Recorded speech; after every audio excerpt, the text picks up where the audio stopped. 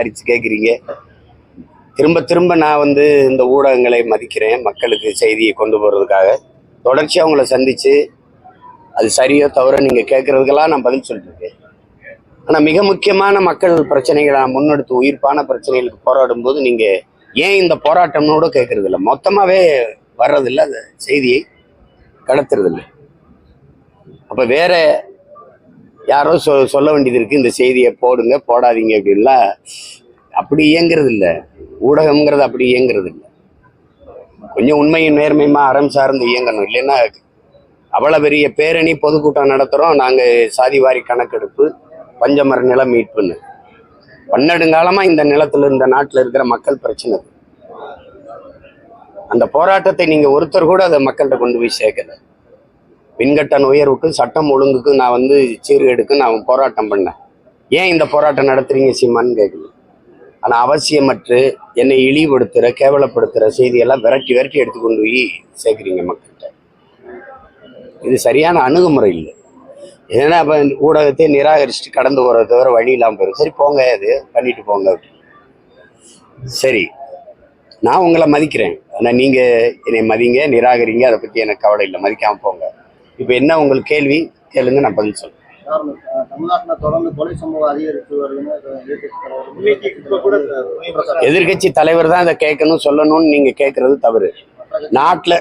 நாட்டில் இருக்கிற ஒவ்வொரு குடிமகனுக்கும் தெரியுது. அதை பேசும்போது போன ஆட்சியோட அந்த ஆட்சிகள் வந்து ஆட்சியில கொலைகள் வந்து குறைவுன்னு பேசுறது எப்படி இருக்கு சொல்லுங்க. உங்களால நம்பிக்கையோட வீட்டுக்கு போயிட முடியுமா? உயிரோட வீட்டுக்கு போகணும்னு உறுதி தர முடியுமா உங்களால? நீங்க நம்புறீங்களா? மனைவி முன்னாடி சாலையில நிறுத்தி வந்து தடுத்து ஒரு பொது சாலையில வெட்டி சாய்க்க முடியுது. ஒரு காவலரை உயிரோட தீ வச்சு கொளுத்த முடியுது. ஒரு வீட்டுக்குள்ள இருக்கிறவங்கள அந்த பல்லடத்துல வந்து வீட்டுக்குள்ள வந்து வெட்டி கொண்டுட்டு போக முடியுது. இதுவரை கொலையாளியை கண்டுபிடிக்க முடியல. இப்ப மதிப்பிற்குரிய ஐயா நேரு அவருடைய தம்பி ராமஜெயத்தை கொன்னது யாரு சொல்லுங்க? தம்பி ஆம்ஸ்ட்ராங் ஒரு தலைவர். அவருடைய கொலையில சம்பந்தப்பட்டவங்க யாரு? கொலை செய்ய காரணம் என்ன? எல்லாமே மறைக்கப்படுது இல்ல.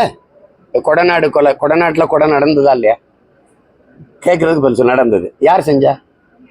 இல்ல. தூத்துக்குடியில துப்பாக்கி சூடு நடந்தது. யார் சுட சொல்லி உத்தரவிட்டது யாரு? எல்லா இடங்கள்லயும் கொலை சாதாரணமா நடக்குது. நடு சாலையில வச்சு வெட்டி கொள்ள முடியுது. அதுவும் இந்த சில கண்காணிப்பு கருவிகள், இந்த அலைபேசியில் இருக்கிற கருவி, இந்த பதிவு கருவி இருக்கிறதுனால வெளியில வருது. இல்லைன்னா யாரு கொன்னா யாரு போனா எதுவுமே தெரிய மாட்டேங்குது. அச்சமின்றி இவ்வளவு பாலியல் கொடுமைகள் பள்ளிக்கூட குழந்தைகளுக்கு நடக்குது, கல்லூரி பெண்களுக்கு நடக்குது, இவ்வளவு படுகொலைகள் நடக்குது அப்படின்னா சட்டம் இருக்கு, ஒழுங்கு இருக்கா? அது நடைமுறையில் இருக்கா? எதிர்கட்சி தலைவர் கேட்கிறாங்கன்னு அவங்கதான் கேட்கணும்னு இருக்கா இல்லையா? நாட்டு மக்களுக்கு வெளிப்படையா தெரியுது, எல்லாருக்குமே தெரியுது. ஊடகங்கள் போடலைனாலும் நீதான் அலைபேசியில பரவ எல்லா உள்ளங்கையில ஊடகத்தை வைத்துக்கொண்டு ஒவ்வொரு மக்களும் இருக்கிறாங்க, எல்லாருக்குமே தெரிஞ்சிருக்கு. இது பெரிய அச்சத்தை பரப்பி இருக்குது மக்களிடத்துல. நம்ம வெளியில வந்துட்டு திருப்பி பத்திரமா உயிரோட வீட்டுக்கு செல்வமாங்கிற அச்சம் இருக்குது. அப்போ ஒரு சிறிதும் பாதுகாப்பற்ற ஒரு மாநிலமாக, ஒரு கொலை களமாக இந்த தமிழ்நாடு மாறிடுச்சு அப்படிங்கிறத நினைக்க முடியுது. நிறைந்த போதையில் நிலத்தை வச்சுக்கிட்டு திரவ போதை, அதாவது சாராய போதை தாண்டி மாத்திரைகள், கஞ்சா, அபின், இன்சுவை கட்டி, சாக்லேட், பள்ளிக்கூட வாசல், கல்லூரி வாசல், வழிபாட்டு தலங்கள்ல தான் அதிகமாக கஞ்சா விற்கப்படுது. அது பள்ளிக்கூடங்கள், கல்லூரி வாசல்ல கஞ்சா, சாக்லேட் விற்கப்படுது. அது அதிகாரத்துக்கு தெரியுமா? அது ஆட்சியாளர்களுக்கு தெரியுமா தெரியாதா? தெரியாது. ஒரு கொலைக்கு முன்னாடி திட்டமிடுவாங்கல்ல பேசி, அதையெல்லாம் ஒட்டு கேட்க மாட்டீங்க. சாதாரண நாங்க பேசுறது ஒவ்வொருத்தரையும் எல்லாத்தையும் ஒட்டு கேட்கிறீங்க.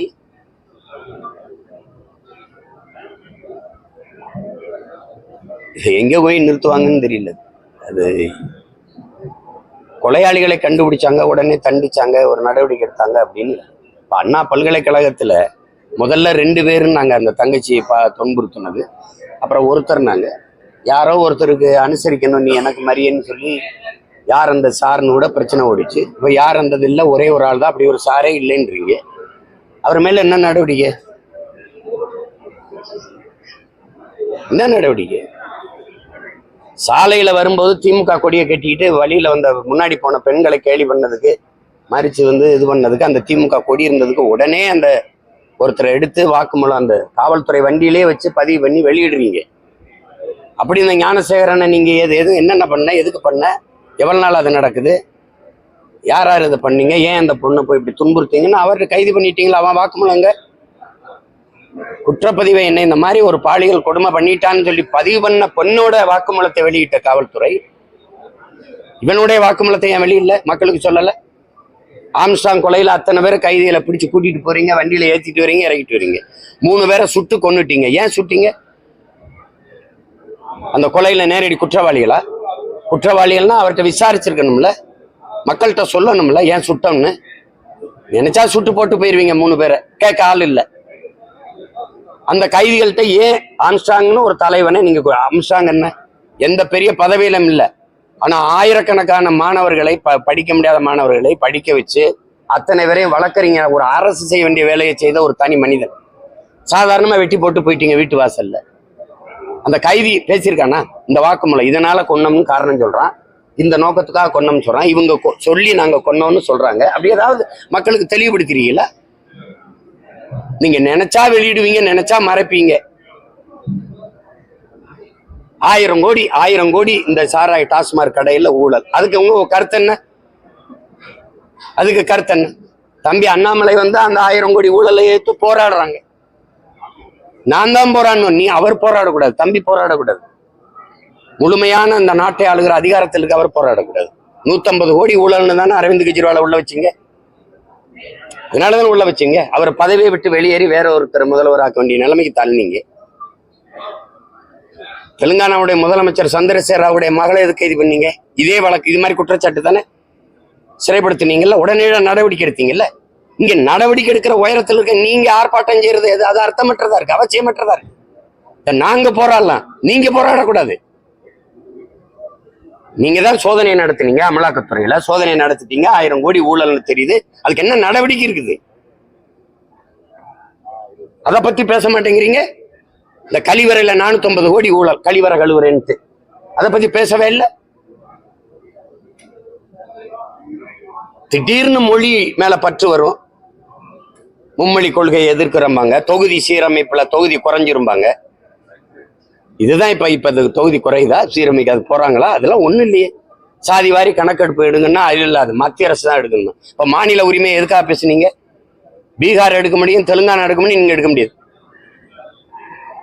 அதான் எங்க ஐயா அன்புமணி கேட்கிறாரு நாடாளுமன்றத்துல, நீங்க சாதி வாரி கணக்கெடுப்பு எடுக்க மத்திய அரசுக்கு ஏதாவது பரிந்துரைச்சிருக்குதா தமிழ்நாடு அரசுனா? அப்படிலாம் ஒரு கடிதம் வரலையேங்கிறேன். அப்ப சும்மா அப்படி ஒப்புக்கு பசப்புக்கு பேசி எங்களை காலங்காலமா ஏமாத்திட்டு திரியுங்க. நீங்க மாநில உரிமையை பேசின மகாராஷ்டிராக்கள் நீங்க தானே. மாநில உரிமைக்காக நின்ற ஒரே கட்சி ஆட்சி எங்க? இந்த மாநில உரிமை இடஒதுக்கீடு கொடுத்தேன்னு பேசி தானே ஓட்டு வாங்கினீங்க. அருந்ததிய மக்களுக்கு 3 விழுக்காடு கொடுத்தேங்கிறீங்க, இஸ்லாமிய மக்களுக்கு 3.5 விழுக்காடு கொடுத்தேங்கிறீங்க, வன்னிய மக்களுக்கு 10.5 விழுக்காடு கொடுக்குறோங்கிறீங்க. கொடுத்தது மாநில ஆட்சி கட்சி ஆட்சிகள் தான். அப்ப கொடுக்கறதுக்கு இருக்கிற அதிகாரம் சாதி வாரி கணக்கு எடுக்கிறதுக்கு இல்லையா? இருக்கா இல்லையா? அப்போ சாதி வாரி இடஒதுக்கீட கொடுக்க அதிகாரம் இருக்கு. அது அது இவ்வளவு, இந்த குடிகள் இவ்வளவு எண்ணிக்கையில் இருக்காங்கன்னா கணக்கு எடுக்கிற அதிகாரம் இல்லையா? அந்த அதிகாரத்தை இவ்வளவு காலம் பெறாம என்ன பண்ணீங்க? இத்தனை காலம் இந்திய ஒன்றிய ஆட்சி அவையில இருந்தீங்களே, உங்க தயவுல பல ஆட்சிகள் நடந்ததே. அப்ப இந்த உரிமையை பெற முடியல. பீகார்லாம் அப்படி மத்திய அரசை சாட்டி விட்டுட்டு தான் உட்கார்ந்து இருந்துச்சா? இல்ல தெலுங்கானா நீங்க கூட்டணி வச்சிருக்க காங்கிரஸ் கட்சி எடுக்குது, உடனே எடுக்குது.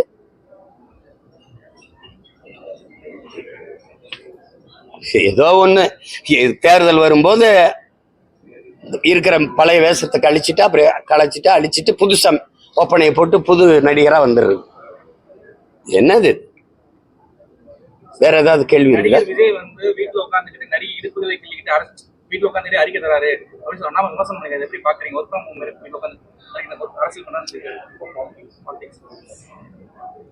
இல்ல அவரு அது அவருடைய தொழில் தேர்வு. அது நடிக்கிறது திரைப்படத்துறையில இருக்கிறாரு, அதனால அவரு படப்பிடிப்புக்கு போறாரு. இது உண்டாரு. அவருக்கு இப்போ எங்களை மாதிரி இத்தனம் அப்படி வர்றதுக்கு நேரம் இல்லாமல் இருக்கலாம். ஒரு நாள் அவரும் இப்படி வர வேண்டியது இருக்கும், வருவார். அது போய் நம்ம குறையா சொல்லிட்டு இருக்க வேண்டியதில்லை. அது என் தம்பி அண்ணாமலையோட கருத்து, அதுல எனக்கு கருத்து இல்லை. அதெல்லாம் வந்து திமுக பி டீம் சொல்லியிருக்காரு. திமுக மறுபடியும் ஆட்சிக்கு வரதா வந்து மறைமுக விஜய் அரசியல் வந்திருக்காருன்னு சொல்லி விமர்சனம் வைக்கிறாரு. இதெல்லாம் எடுத்து சிரிச்சுட்டு போயிடணும். என்ன நான் இல்லாத பி டீமா? நீங்களும் பி டீம், அவங்களும் பி டீம், நீங்க என்ன தம்பி இது எதை தம்பி பேசுறது? நான் தான் ரொம்ப நாளா பிஜேபின்னு பி டீமு. நான் ஏன் பி டீமா இருந்தேன்? ஏன்னா ஏ டீம் வந்து திமுக, அதனால நான் பி டீமா இருந்தேன். ஏ டீம் திமுகவா இருந்துச்சு. வாய்க்கு வர்றது ஏதாவது சொல்றதான். ஒருத்தர் பழி போடும்போது அந்த டீம் இந்த டீம்னு அப்படின்னு. நான் எந்த டீம் இல்லை, நான் மக்கள் டீம்னு சொந்த டீமு. நாங்கள் தனியாக தான் போடுவோம், எங்கள் டீம் தனியாக தான் போடுவோம், தனியாக தான் ஆடுவோம். அதனால சொல்றவங்க கொஞ்ச நாள் சொல்லுவாங்க, அவ்வளோதான். அது போய் இதெல்லாம் ஒரு சிக்கலா, இதெல்லாம் ஒரு இதா. இளைஞர் தமிழர் பிரச்சனை வந்து தொடர்றதையா இருக்கு.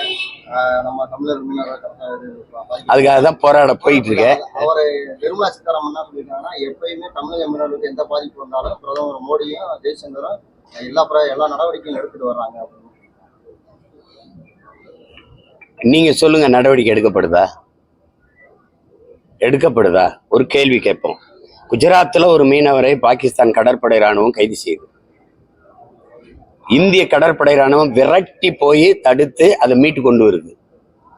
800க்கும் மேற்பட்ட மீனவர்கள், குறைஞ்சது 840 பேர் எங்க இதுல சுட்டே கொண்டிருக்கு. இன்னும் 150-200 பேருக்கு மேல சிறைக்குள்ள கிடக்குறாங்க. 12 பேரை ஒரே சங்கிலியில அப்படி கூட்டிட்டு போன காட்சி எல்லாரும் பார்த்தீங்க.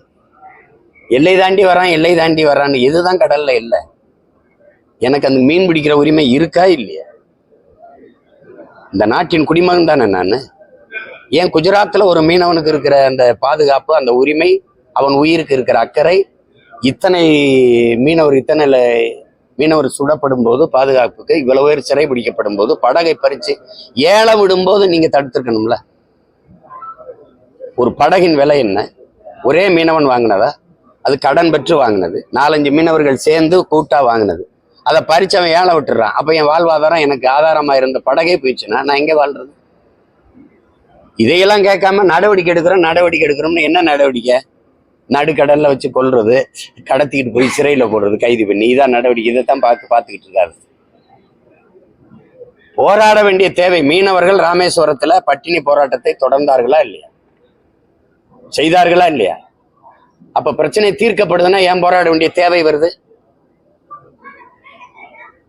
சொல்லுங்க. பிரச்சனை இல்லைன்னா பொழுது போகாம போராடுறோமா? உழைக்க முடியலன்னு போராடுறோமா? இல்ல பொழுது போகலன்னு போராடுறோமா? வேற தமிழ்நாட்டுல வந்து ஒரு தலித் வந்து ஜனநாயக சிந்தனையோட அரசியல் கேள்வி எழுப்புனா பெரியாரிஸ்டுகளுக்கும் அதே மாதிரி திராவிடருக்கும் பிடிக்கிறது இல்லை. இது வந்து சர்வாதிகார போக்குன்னு கோபி நாயனார் சொல்லி தனக்கு வழங்கப்பட்ட அந்த அறம் படத்துக்காண்டி வழங்கப்பட்ட விருது வந்து திரும்பி அளிச்சிருக்காரு. சர்வாதிக போக்குன்னு அப்படின்னு சொல்லியிருக்காங்க. இல்ல, தம்பி சொல்ற கருத்தை நான் ஏற்கிறேன். அதுல அவர் சொல்ற தாழ்த்தப்பட்ட மக்கள் ஜனநாயக கருத்தை சொன்னால் மட்டும் அவங்க எதிர்க்கிறாங்கிறத அப்படி பார்க்க வேண்டியது. யார் சொன்னாலும் ஏற்க மாட்டாங்க. நான் சொன்னா ஏற்கிறாங்களா? நீங்க சொன்னா ஏற்பாங்களா? அவங்களுக்கு ஆதரவா சொன்னீங்கன்னா, அவங்க செய்யற அநீதிக்கு ஒத்துழைச்சிங்கன்னா, அவங்க செய்யற அக்கிரமங்கள், அடிக்கிற கொலை, செய்யற கொலை, ஊழல், லஞ்சம், இதெல்லாம் அதுக்கெல்லாம் ஆதரவா இருந்தீங்கன்னா அந்த கருத்து வரும். எதிர்கருத்து. இது ஜனநாயகம் கிடையாது, இது கொடுங்கோன்மை. எட்வர்ட் ஸ்னோடன் சொல்றான்ல, ஒரு நாட்டில் நடக்கிற குற்றங்குறைகளை எடுத்து சொல்வது, அநீதிகளை எதிர்த்து அறைகூவல் விடுப்பது அந்த நாட்டில் குற்றமாக கருதப்படுமானால் அந்த நாட்டை குற்றவாளிகளே ஆள்கிறார்கள் என்று பொருள்கிறான். இப்ப நாங்க பேசுறதெல்லாம் அவங்களுக்கு தவறாப்படுது, அது சட்டப்படி குற்றமாப்படுது அப்படின்னா யார் ஆட்சி செய்யறான்னு நீங்க பாத்துக்கிறீங்க. அப்புறம் சாராயால அதிபர்கள் முதலமைச்சரா இருந்தா அப்புறம் வேற என்ன? சாராய ஊழல் 1000 கோடி நடக்கதான் செய்யும். சாராய விற்கிறதே குற்றம், அதுல ஆயிரக்கணக்கான கோடிகள் ஊழல்னா அதானே நடக்கும். வேற என்ன நடக்கும்?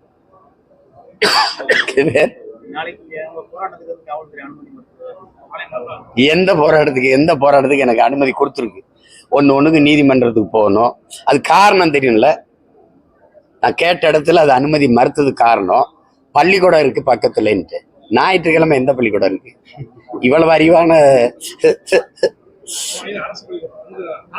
அது டாஸ்மார்க்கா இருக்கும், ஒருவேளை அரசு பள்ளிக்கூடம் டாஸ்மார்க்கா இருக்கும். என் தம்பி திறமை. செங்கோட்டையில அரசு பள்ளிக்கூடத்தில் மேற்கூரையிடுதல் வந்திருக்கு. கிட்டத்தட்ட 7500 கோடி இன்னைக்கு சட்டசபையில நிதி ஒதுக்கப்பட்டது. அது ஒருவேளை அதிமுக ஆட்சியில கட்டப்பட்டதா இருக்கும். திமுக ஆட்சியில கட்டப்பட்டிருந்தா அது ஒரு 1000 ஆண்டுகளை தாண்டி உறுதியா இருந்திருக்கும்.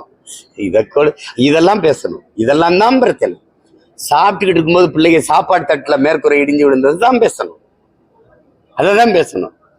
இது ஆனா படிக்கிற பிள்ளைகள் பள்ளிக்கூடம் அப்படி இருக்குது, அதை பத்தி கவலைப்படல. நீங்க சமாதி ஒவ்வொன்றும் எவ்வளவு பெருசா கட்டுறீங்க, எவ்வளவு கோடிகள் அதுக்கு கொட்டுறீங்க. படிக்க வர்ற பிள்ளைகளை பற்றி கவலைப்படல. குடிக்க மக்கள் வரல, வியாபாரம் குறைஞ்சிருச்சுன்னா அதுக்கு ஆய்வு நடத்துறீங்க. அதை குடிக்க வர்ற எண்ணிக்கையை பெருக்கிறதுக்கு திட்டங்களை தீட்டுறீங்க. இதெல்லாம் எப்படி சார்? இந்த டாஸ்மார்க்ல 1000 கோடி ஊழல் நடந்திருக்கு, அமலாக்கத்துறை கண்டுபிடிச்சாங்க, டாக்குமெண்டேஷன் எல்லாமே எடுத்து சொல்றாங்க. ஆனா தமிழக அரசு கோர்ட்ல போயிட்டு நடவடிக்கை எடுக்கக்கூடாதுன்னு சொல்லி ஒரு எப்படி பாக்குறீங்க? அதே போல நம்ம நேர்மையான அணுகுமுறையா பாக்குறேன் நான். என்ன இருக்குது இது?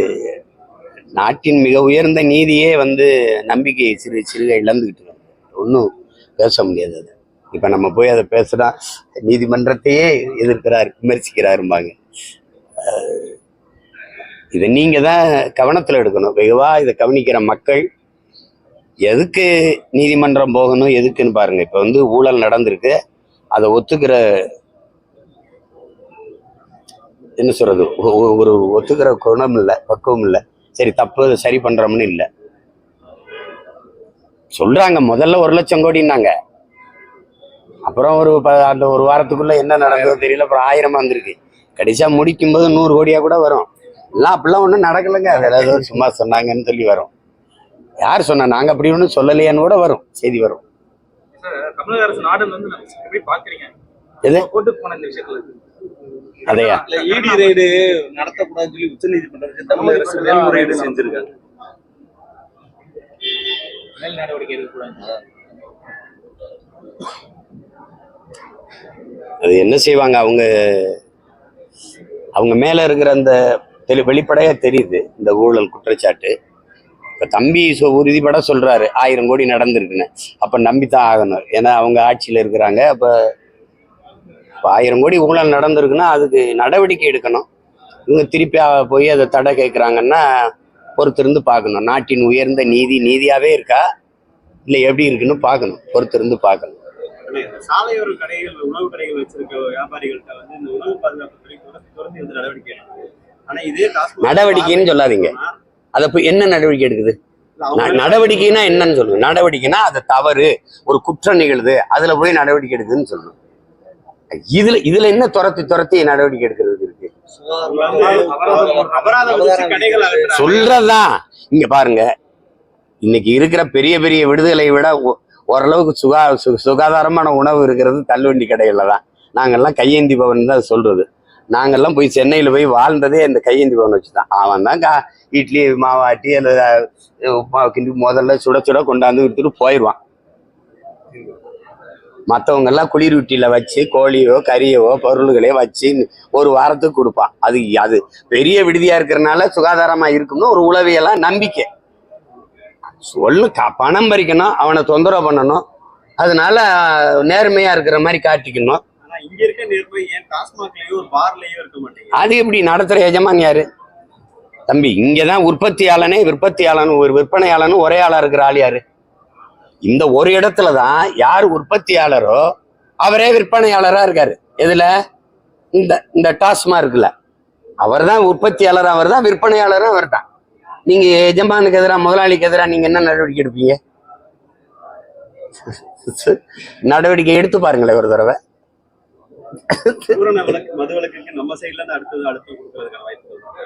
அழுத்தம் கொடுத்து என்ன? எத்தனை அழுத்தம் கொடுக்கறது? அதெல்லாம் அவங்க காதுல வாங்க மாட்டாங்க. ஒரே இது வெல்லணும், இதையெல்லாம் மூடணும், அவ்வளவுதான். வெற்றி ஒன்றை தவிர எங்களுக்கு வேற வழி கிடையாது. ஜெயிக்கணும். அதுக்காக தான் இவ்வளவு கடுமையா உழைச்சு ஓடிட்டு இருக்கோம். பேசி பயன் இல்லை. எத்தனை ஆண்டுகளா நான் வந்தா போராடுறேன். இப்போ எனக்கு முன்னாடி எங்க ஐயா மருத்துவர் ராமதாஸ் போராடி இப்ப கூட போராடிட்டு தான் இருக்கா. இப்ப எங்க அண்ணன் கூட மது ஒழிப்பு மாநாடு நடத்தினாங்க. பலன் என்ன? அது காதுல வாங்க மாட்டாங்க. அவங்க பேச்சு அவங்களே 2016 தேர்தலில் வரும்போது 16ல தான் நினைக்கிறேன் நாங்க வந்தால் டாஸ்மார்க்கை மூடுவோம்னு பேசுனது இருக்குல்ல, எல்லாருமே பேசுனாங்க. இப்ப 21 அதை பேசலை. ஏன்னா அந்த வாக்கால தான் நம்ம தோத்துட்டோம்னு அவங்க நம்பினாங்க. நம்ம மூடுவோம்னு சொன்னதுனால நமக்கு இந்த மது பெரியர்கள் வாக்கு போடல, அதனால நம்ம தோத்துட்டோம்னு அவங்க இன்னும் நம்புறாங்க. இவங்க தானே அதிகமான விதவைகள், இளம் விதவைகள் இருக்கிற மாநிலமாக தமிழ்நாடு மாறிக்கொண்டிருக்கிறது. அதை பற்றி இந்த ஆட்சியாளர்களுக்கு கவலை இல்லைன்னு. இப்ப அதை விட அதிகமாக இளம் விதவைகள் இருக்கிற மாநிலமா மாறிக்கொண்டிருக்கு. அதை பற்றி அவர்களுக்கு கவலை இல்லை. இது ஒன்றும் பண்ண முடியாது. அது சாதனை, அப்பாவின் சாதனையில பிள்ளைகள் தாலி இருக்கிறது ஒரு சாதனை தான். அது ஒரு இல்ல. இன்னைக்கு சட்டமன்றத்துல தமிழக வாழ்முறை கட்சியோட சம்பந்தமா தமிழுக்கு சம்பந்தமா பேசும்பொழுது அவங்களுக்கு வந்து வாய்ப்பு மறுக்கப்படுது. அது மட்டும் இல்லாம அவர் வந்து நீங்க வந்து அதிக பிரச்சனை பேசுறீங்கன்னு சொல்லி இவர் சேகர் பாபு பேசியிருக்காரு. நீ வா பொண்ணு உரிமையில பேசியிருக்காரு. இதுல இருந்து என்ன தெரியுது? இந்த அரசு, இந்த அவை தமிழுக்கு, தமிழர்களுக்கான அவை இல்லை, அதுக்கான இடம் அங்க இல்லை அப்படிங்கிறத நீங்க இல்லை, என்னுடைய செவியை, என்னுடைய இதை கேட்டுக்கொண்டிருக்கிற என் மக்கள், இன உணர்வும் மான உணர்வு கொண்ட தமிழ் மக்கள் புரிந்து கொள்ளணும். இது நமக்கான நாடுங்க, பேர் தான் தமிழ்நாடு. தமிழுக்கும் தமிழனுக்கும் இது சுடுகாடு. நம்மை அவர்கள் வச்சிருக்கிறது, நமக்கு ஒரு உயிர் இருக்கு, உணர்வு இருக்கு, உரிமை இருக்குங்கிறது இல்லை. நம்ம கிட்ட ஒரு ஓட்டு இருக்கு, அதுக்காக தான் வச்சிருக்கான். அதுவும் அவன் காசு கொடுத்து வாங்கிக்கிற முடியுங்கிறனால அதை பத்தி கவலைப்படுறது இல்லை. தமிழ்நாட்டின் அரசவையில தமிழை குறித்து, தமிழர் நலன் குறித்து, மொழி மீட்சி குறித்து, அதன் பாதுகாப்பு குறித்து பேச முடியாத சூழ்நிலை இருக்குன்னா அதுக்கு எதுக்கு இந்த அரசு?